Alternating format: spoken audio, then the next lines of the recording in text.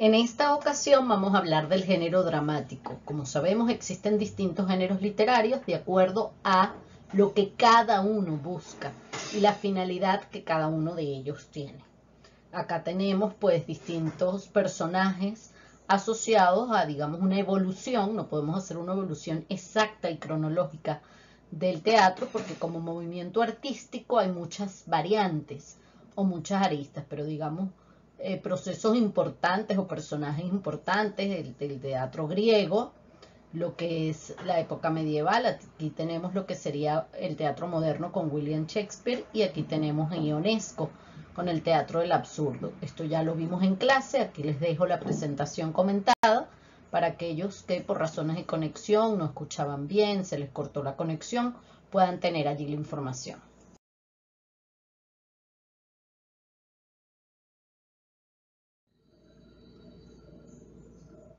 Sus orígenes, bueno, vemos acá una estructura, pudiese ser el Partenón o cualquier estructura griega, ya nos va dando pistas de dónde fue el origen de este género dramático. Como muchas otras cosas que nos atañen a la cultura occidental, surge en Grecia.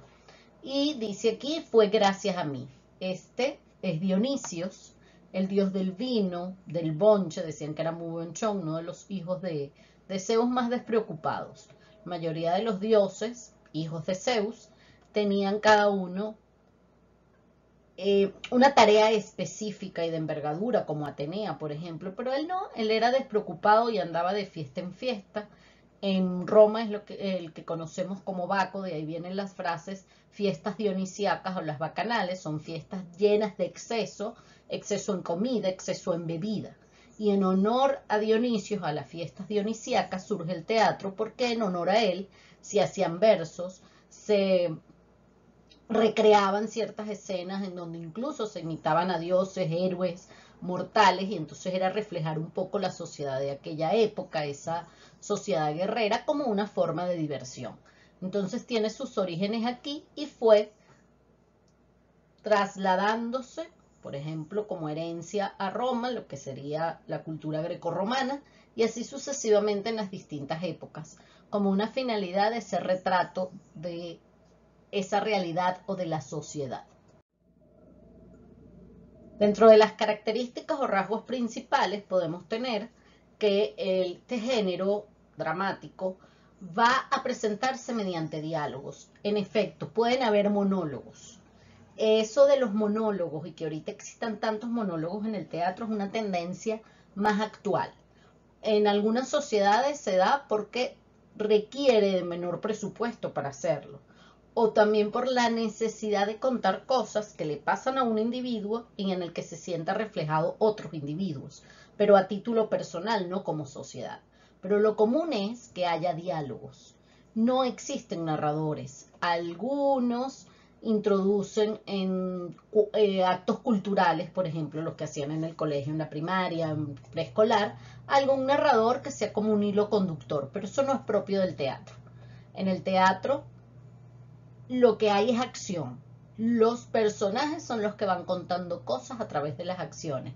Incluso las acotaciones, donde diga, lo dijo sarcásticamente, se acercó abriendo la puerta, que van entre paréntesis o en cursivas, son acotaciones para el actor que va a interpretar ese papel las haga, es decir, para que haga acciones a medida que va diciendo algún fragmento o algún parlamento en específico.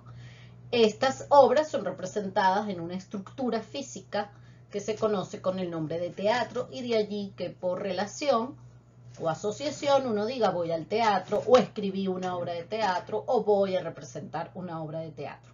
Pero realmente el género se llama dramático. Al igual que en el género lírico, predomina la función poética. ¿Por qué? Porque a través del simbolismo, de la metáfora, en general la literatura lo hace, pero aquí lo vemos más presente. Desde las luces que se van a colocar y los colores utilizados en ellas, el vestuario y los colores utilizados en el vestuario nos van a decir algo de manera simbólica. Y además porque es el yo expresándose. Recuerden lo del yo poético que vimos en el género lírico. Usa la función conativa o apelativa. ¿Por qué? Porque espero respuesta del otro. Ese otro es el espectador. hay un emisor, que sería el dramaturgo, el que escribe la obra.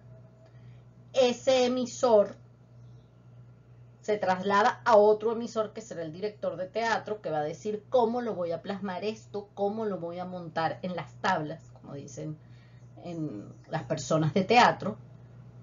Y ese emisor director traslada toda su idea a los actores. Entonces los actores son los que se convierten ahora en emisores. Y esos emisores actores van a dar un mensaje a un receptor o unos receptores, que son el público. En el teatro se espera la reacción inmediata del público. Es distinto de lo que espera un narrador o un poeta. Cuando yo me estoy leyendo una novela de García Márquez, de Rómulo Gallegos, Carlos Ruiz Zafón, yo no tengo allí al autor para irle comentando qué me pareció. Puede ser que se dé posteriori algún tipo de conversación con este escritor, si este estuviese vivo y se tiene la oportunidad de un conversatorio. Pero no hay una respuesta inmediata como acá. Aquí se espera la respuesta inmediata a través de la risa, de un llanto, incluso de ver caras incómodas, porque no existe un dramaturgo que escriba nada más para ser leído. Los dramaturgos, cuando escriben una obra de teatro, es con la finalidad o con el deseo de que eso se representa en las tablas. Que podemos conseguir libros en donde tengamos Hamlet, Romeo y Julieta, Sueño de una noche de verano, existen para aquellos estudiosos de la literatura y para los que hacen teatro, puedan tener los parlamentos, pero la finalidad en sí es la de ser representado. Existen los subgéneros mayores, digamos, estos son los 3 géneros dramáticos o subgéneros dramáticos más importantes, como es la tragedia, la comedia y el drama. Por lo general uno dice, no, eso es un drama y asocia con tragedia, pero en cuanto al teatro como tal, no es tan correcto porque hay unas diferencias. Veamos primero nuestros extremos. En la tragedia hay un tema serio. Puede ser que se muestren las sociedades guerreras, que se muestre lo que está sucediendo allí. En el drama un tema contingente, no quiere decir que no sea serio, pero va a ser de lo que esté sucediendo en el momento, mientras que la tragedia es un tema como más universal. En la tragedia existen héroes.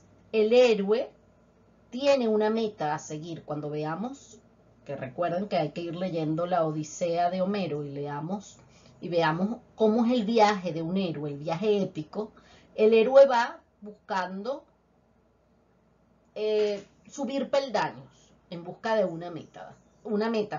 Estos peldaños serían los distintos obstáculos con los que se presenta. El héroe puede caer y su virtud lo hace levantarse. Al mostrar este tipo de personajes de héroe, era una forma de decirle a la sociedad cuáles eran sus modelos a seguir. Mientras que en el drama los personajes son menos perfectos, digamos. Se puede ver las costuras, como se dice coloquialmente, o se pueden ver las debilidades, porque los personajes son patrones humanos. Es gente que se equivoca, gente que puede rectificar, gente que sufre. En la tragedia hay catarsis, es decir, como una expiación o una liberación. Yo voy al teatro o veo esa obra y al verla me siento identificado, veo identificada mi sociedad, me compadezco así de ella, de cómo estamos viviendo, siento temor porque se pueda terminar así. Entonces hay como una liberación. Es como lo que se llama hacer catarsis. Me estoy liberando. Como el que va al psicólogo y le cuenta absolutamente todo y lo deja allí, uno se siente como más liviano. O cuando oramos, le decimos a Dios, haz tú con esto lo que puedas, y uno se siente así como libre. O cuando resuelve un problema y ya se resolvió.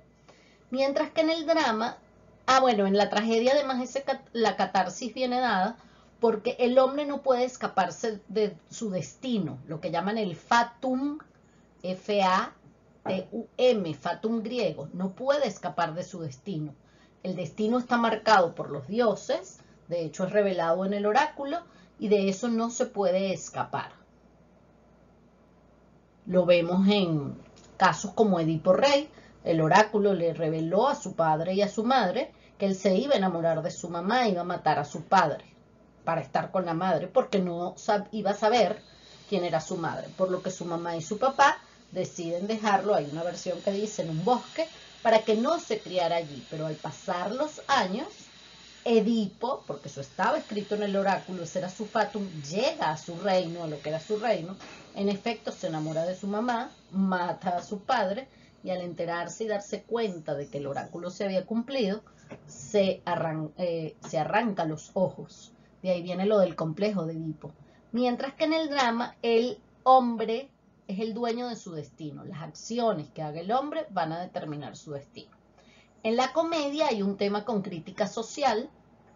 Los personajes son arquetipos, personajes que yo puedo identificar dentro de la sociedad. Entonces, el borrachito, la señora chismosa del pueblo, y donde uno la ve, uno lo puede identificar en cualquier parte, incluso hasta del mundo.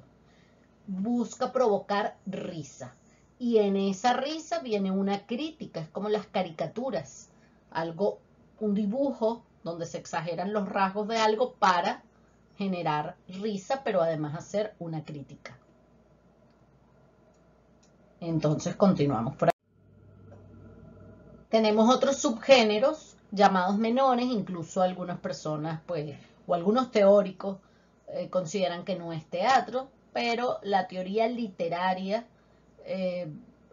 basándonos pues desde la poética de Aristóteles y otros estudiosos, García Canclini, que fue un gran teórico de la literatura, nos dan cuenta pues que sí. Tenemos el sainete, es para causar risa, es muy corto, porque se usaba en los intermedios como los teloneros en los conciertos, o se usaba para finalizar una función.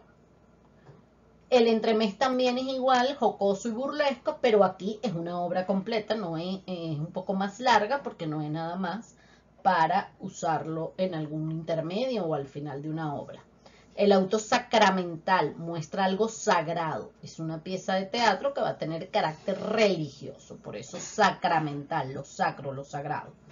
En la ópera se actúa, es acompañado por una agrupación musical, por lo general orquesta, y se canta. La zarzuela surge nada más en España. Se actúa, se canta, pero también hay partes dialogadas o habladas y está la parte musical que es muy importante.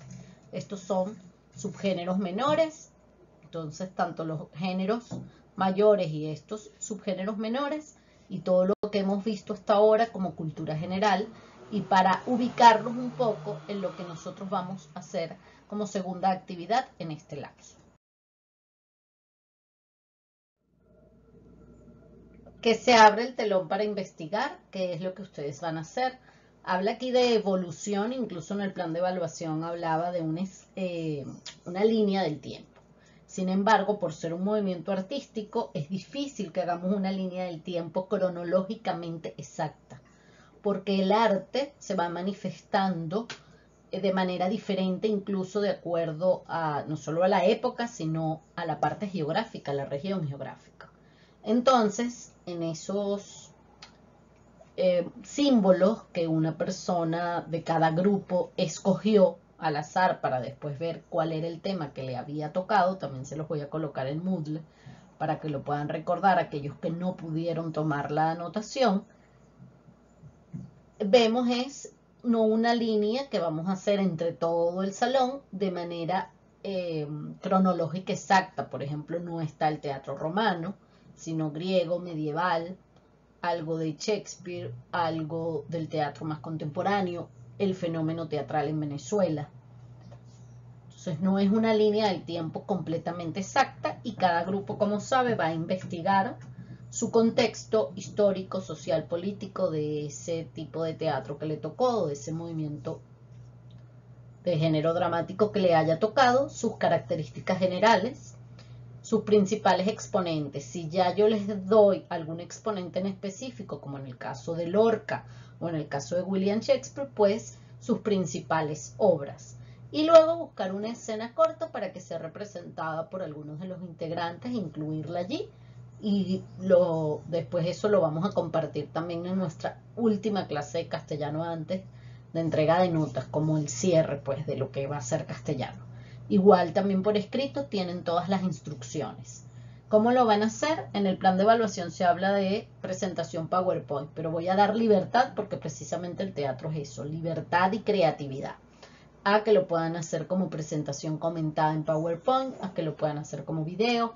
Les di ideas en donde de pronto es una entrevista, donde estoy entrevistando a William Shakespeare que vino de la máquina del tiempo, que sea agradable.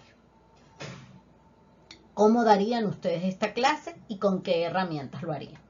Entonces, repito, en Moodle también van a tener las pautas por escrito y aquellos aspectos que se van a evaluar de esto.